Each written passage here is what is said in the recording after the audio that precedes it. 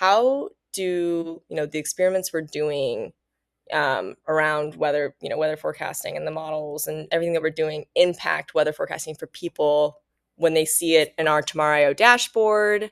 or see it in an app, right? See it in the weather app, or if they have our Tomorrow app. How does it all come to the consumer?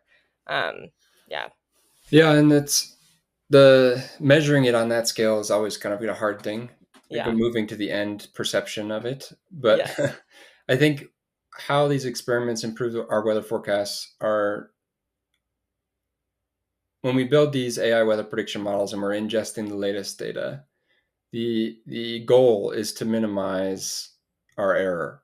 And maybe hmm that doesn't always include every single weather event. And I think a lot of times weather forecasters and phone apps get a bad rap because people always say the moniker of the weather forecaster's always wrong. They never get it right. yeah, Unfortunately, I don't think the field will ever shake that. So we have the numbers to show that forecasts are getting better, and it's about a day per decade. A 5-day forecast today is as good as a 3-day forecast 20 years ago.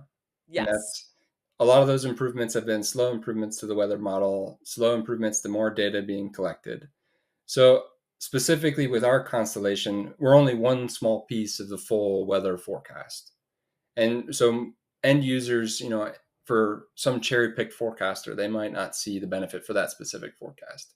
But I think if you're using an app or the dashboard specifically, and we've tuned the model to specifically minimize alerting you about rain. Maybe that's something you care about as a consumer.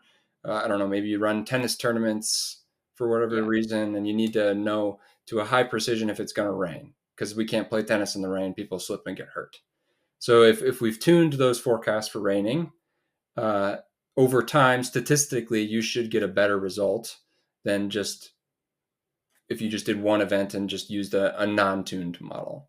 So that I think yeah, that's where our experiments are looking to tune these weather forecasts for specific needs. And hmm then on a statistical result, say over the whole summer season, you'll see that, hey, on average, we were doing better at predicting when to stop the tennis tournament than if we used the old untuned model. I think yeah. that's where people actually see the benefit from all the work we're doing. Yeah, the hyper localized Yeah. ability to forecast, and I think also the average impact, right, is Mhm. better.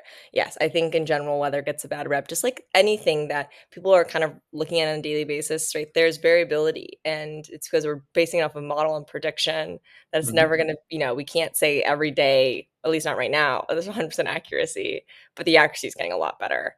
But when, people are using an app and looking at it every day, and it people can get mad Yeah, and about it's it. But hard what to can you do? it's It's hard to not. tune a forecast for everyone's needs, right? Yeah. So a lot of the thought is you do one forecast model that does a lot of things generally well.